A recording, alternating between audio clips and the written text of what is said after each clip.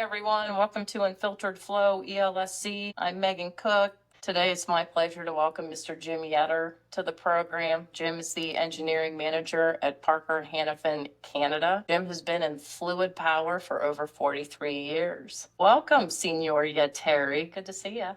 Good to see you too. So, Jim, why don't you tell us how you got started in the fluid power industry?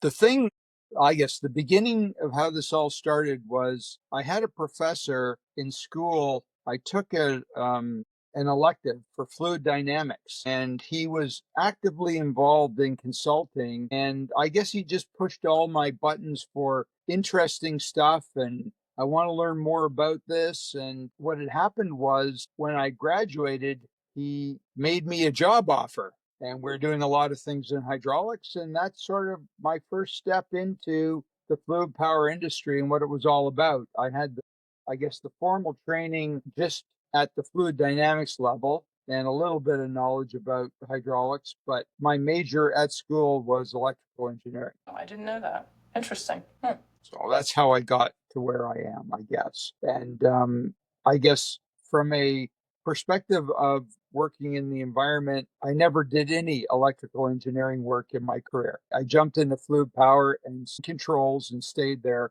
my whole career, 43 years of it. There was this guy I went to school with. I think his name was Blaise Pascal. You guys might know about him. You went to school with, did you? That's good. That's good, Jim. I'm not as old as Alan, but I'm getting there. Well, in all this time, what's the most fun project that you've worked on? There have been a lot. For lack of a better way to describe it, I've been extremely fortunate to work on some highly developmental projects throughout my career. Really, really good ones. But I think the most fun one that I did was an application for an active suspension control back in the olden days before we had all the razzle dazzle mobile microcontrollers. It was an active suspension controller for a Manitowoc on highway transportable crane. And it was an 8-axle carrier, 250 or 300 ton. It was done quite a long time ago. And we had to adapt a lot of industrial components to make the thing work. But that was probably my most fun project that I can recall. I don't know. I've been really lucky. Part of what you learn is opportunity. And if the opportunities present themselves and you take advantage of them, then you succeed as a result. And that's what happened to me. Good. Well, so flash forward from that to now with smart technology and the integration of that type of technology into modern machinery and how things have changed, especially from an engineering perspective, actually, and then the options that you have now versus. Well, looking back then, when we were doing those kind of things, we were basically pioneering all this stuff. And now it is actually quite a bit easier to do. With mobile microcontrollers like, well, Parker has ICANN, and all the other competitors have their brands of mobile microcontrol. The hardness of transducers that are available today, all the things you can do, I think it's actually easier than it was when we were doing it at the beginning, because we're just trying to figure it out and make it work. And we had our share of issues. I think the components and the quality is so much better today that it makes it easier, but the scope is that much further along. Things like IoT, my department in Parker Canada does quite a bit with, has moved things along quite a ways. Just the machine level communication through the CAN systems and so on. It has just progressed to the point where you can do so much more, much easier than you used to be able to. For professionals getting into the industry and in a few years, what advice can you give them about the fluid power industry and what skills they would need to be successful in the next 5 or 10 years? Well, hydraulics, I mean, the actual components themselves and what's happened in the industry has been relatively stable for a long, long time. There's been some minor tweaks here and there, but for the most part, a mobile valve is a mobile valve. Motors are motors, pumps are pumps. There's been some integration of technology like CAN controllers on pumps and things like that, but there hasn't been a lot of change. So one is understand the actual stuff that makes things move on the machine and just learn it, do it, get involved with it. But from a application perspective, understand the controls as well, because that's where all of the tech is being applied to coordinate the two together. So learn about programming, learn about how controls affect the actual output devices that make the machine move. And I think part of the problem that we see in our industry right now is that there's too many pure programmers that don't understand the output side of the machine.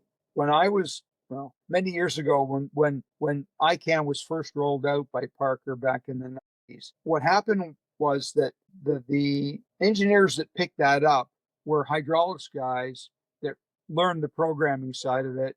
So from a perspective of making things work, you understood the output side of it. Okay. From the perspective of the new guys being involved today, they tend to be more programming related and they don't learn the hydraulic side of the business. And understanding how the two technologies work together is a key to being successful. So, I mean, anybody can read an input and turn on an output, and that's easy to do. But when you get into dynamic machine control, that's where the knowledge really is of benefit to you. And I think the young people today need to learn that. Yeah, that's a good point, certainly.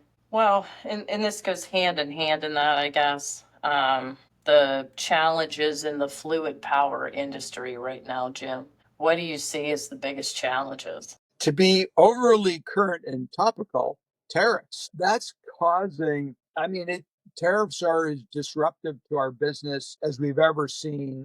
And I would say more disruptive than even what COVID did. It's forcing a company like Parker that I work for, how we move material around. Our Canadian customers are now, we used to be able to bring product in from the US, bring it in from Sweden, bring it in from whatever division it was being made. And it wasn't an issue. Nobody had to think about it. Now it's in the front of everybody's mind is, okay, where are we getting this from? How's it getting here? What are the additional costs to get it into our building and then to our customers? And then if our customers have to ship it somewhere, what is their pure content? It's creating a lot of anxiety in the industry. And we're already seeing a lot of our customers slow down and stop development because they're waiting to see what's going to happen next. So Yeah, that's the where we are implication. right now.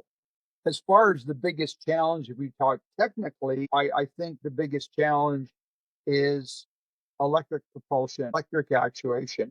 And it just keeps getting better and better. I would say, the majors that have been out there have been running high pressure, but we seem to have hit a pressure threshold of around 7,000 psi. And one of the big benefits of hydraulics has always been power density. And we sort of hit our threshold on power density. So there hasn't been any new development with exotic materials to start pushing those power densities up. Why don't we run at 10 or 12 or 15,000 psi? We don't. I mean, can we do it? Probably if companies are willing to look at it. But to me, the electric motors that were involved for something like Propel 10 or 15 years ago are now one third the size that they used to be. So the power density of the electric side of the business has gone up significantly, but hydraulics has stayed the same in that time period. And if we want to maintain hydraulics for what it has traditionally been known for, then there has to be more development. And I haven't seen any of that from the industry in a long time. I mean, there's been marrying of technology here and there, but nothing revolutionary, maybe evolutionary. I You're think I right answered there. that, didn't I? So this is a an off the books question, and you made me think of it when you were talking about how you got into fluid power. But at one point in your career, you were an instructor, weren't you? Yes, I was. I was a professor in the college system, and it was a lot of fun. When you asked me what was um the I guess that were the most satisfying project I've ever worked on and stuff, teaching actually popped into my head. I didn't say anything about it, but I really enjoyed that part of it. And it's something that I'll probably, when I decide to, let's say, so-called retire, which is not retired, but stop doing what I'm doing and move into the next phase of life, so to speak. Teaching, probably not as a job, but as a volunteer, would be something that I would go back to, because it is very, very satisfying. It's fun. You work with young people that are full of energy and they're idealistic. They haven't learned to be cynical like the rest of us yet. Yeah. So from that perspective, yeah, it's something I've considered. Yeah, no, I think that's great. I mean, I just knowing you professionally and personally, Jim, what you bring to the table and just personality wise, you're fun, you make it fun, right? I think that's, you need somebody who's engaging in the classroom to grab some of these younger folks that are on the fence about what they want to do, and get them in the industry because, as you know, it's this industry is not bleeding young folks coming out of school. So to that end, I think that's Well, great. you talk about that, and we consider that a lot. Our most recent hire at Parker Canada in the engineering department, we couldn't find people that were qualified or that could meet the requirements that we were looking for. So the option is you find the best candidate that is going to fit your organization. And the next move is you pour a ton of money and effort and time into training them to get them to know what you need. And then your only hope is that you do all the other things that make them want to stay. Because a lot of the young people today are quite impatient and they do want to move on. They do want to continually progress through their, I guess, their own personal development and their career. A company like what I work for, there is lots of opportunity. I mean, it's great, big organization. If you go work at the distributor level, there is probably an engineering manager there. And if you're working in the engineering department, the move up is that person. And that person has to either retire or move up. You get this domino effect where the opportunities aren't there. But working for the small organization is something that I've always stressed to a lot of the young engineers to do. And the reason for that is because when you work for a little organization, you have to do everything. You have to learn it all. At Parker, we're a big company, we're highly compartmentalized. So if name a task, we have somebody that does that, right? Everyone has their tasks and they do them. Whereas a small company, name a task and everybody does it all the time, and that's where the learning comes in. And so from that perspective, I think there's some benefits, but that's sort of where they need to go to really broaden the horizons and maybe change their expectations of the workforce. You can't be upwardly mobile every couple of years. It doesn't work that way. And you know, my father was a mechanical engineer by trade, and when I finished school, he said, "Big deal. You still don't know anything." He was right. You still don't. I mean, it's the experience that makes the difference, and it's just what has to be done, and it's the patient side of it. The young people today need to show some patience to understand that it takes time. I beat this one to death all the time, but it takes 10 years to get 10 years experience. That's it. That's true. There's wisdom, isn't it? It is. As good as they Confucius say. That's all I have today. Well, Jim, I appreciate your time. I know you're busy. Thanks so much for coming on. You're one of the brilliant minds in fluid power for sure. So I'm so glad that you took the time out to For you talk today. anytime. Thank you.